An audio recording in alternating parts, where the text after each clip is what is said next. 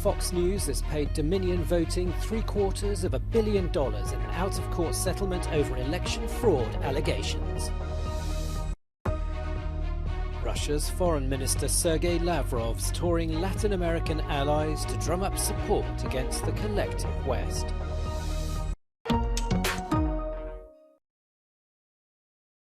Fox News has paid $750 million to vote-counting company Dominion, an out-of-court settlement that prevented the defamation case going to trial. Dominion says Fox repeatedly represented it as a tool of the Democrats as Donald Trump was claiming the 2020 presidential election was rigged. The truth matters. Lies have consequences. Today's settlement of $787,500,000 represents vindication and accountability. Fox has admitted to telling lies about Dominion that caused enormous damage to my company, our employees, and the customers that we serve. Nothing can ever make up for that. Throughout this process, we have sought accountability and believe the evidence brought to light through this case underscores the consequences of spreading lies. Fox News claims it only reported allegations, but even today the defeated Donald Trump is still talking about voter fraud. In November, the former president announced he's running for re-election, hoping to be selected again as the Republican candidate.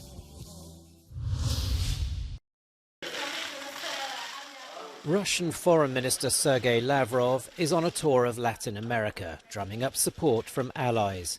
In Caracas, he met Venezuela's President Nicolas Maduro. Both countries are facing crippling economic sanctions from the West. And after a meeting with Venezuela's Foreign Minister Ivan Gil, Lavrov rounded on their mutual opponents.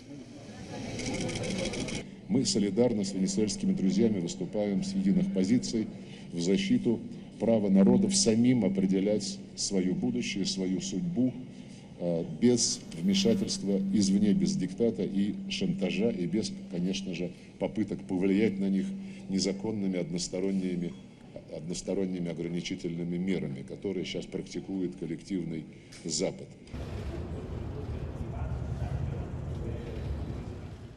In Brazil, the Russian foreign minister was met by his counterpart, Mauro Vieira. Lavrov's tour of Latin America will also take in Cuba and Nicaragua.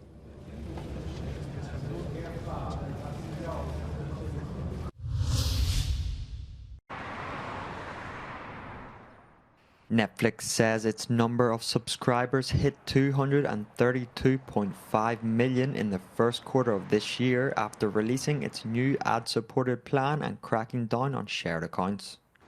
Although stocks fell, the numbers are in stark contrast to the loss of 200,000 subscribers that the company sustained at the same time last year.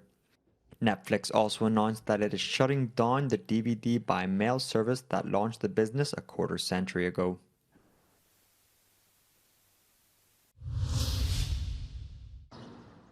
At least 29 people have died in a fire at a Beijing hospital on Tuesday that forced the evacuation of dozens of patients. Videos posted on social media show people trying to escape by climbing out of the building's windows with ropes made out of bedsheets. 12 people, including the facility's director and representatives from a company renovating the hospital, have been detained in connection to the fire. A preliminary probe has revealed the blaze was caused by sparks igniting volatiles in the flammable paint on the site.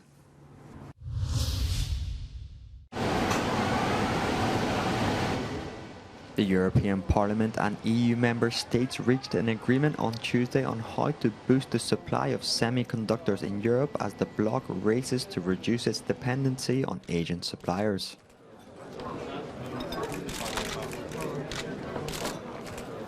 The aim is to be sure that in a situation where there is a crisis like the one we experienced last year with the war in Ukraine, we'll be able to ensure a minimum level of the chips production in the European Union and also to work very closely with like-minded partners. Asian industry, especially firms in China and Taiwan, currently dominate the manufacture and export of semiconductors. Under the agreement, the EU aims to double its current global market share to 20% in 2030 and mobilize more than 43 billion euros in public and private investments to feed Europe's growing appetite for chips.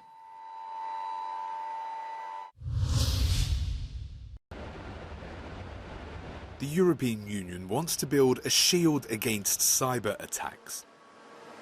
Cyber threats have become more common, more powerful and more damaging, and are now considered one of the main dangers for the EU.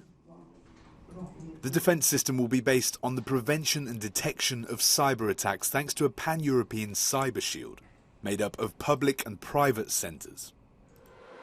This means entrusting part of the bloc's defence to private companies and forcing member states to cooperate. No one can solve this alone. You cannot have sufficient resources ready because you don't know when you may be on an all-out cyber attacks. We have seen very damaging attacks to, for instance, the Irish health system. We have seen attacks where they go undiscovered for months, where there's been access to, for instance, foreign ministries. In addition, the EU will put in place an emergency mechanism capable of responding to cyber attacks as and when they happen. This would include a pool of experts and certified companies to neutralise the threat. The European Association for Digital Businesses believes that their collaboration is key. There is no chance that public sector will be able to do this themselves. They will never have access to the competences that we have. And this is really one area where we have totally overlapping interests to have a cyberspace and address hybrid threats in a common way. The proposals will cost 1.1 billion euros, of which 2/3 will come from the EU budget. The plans will now be reviewed by member states and the European Parliament before entering into force.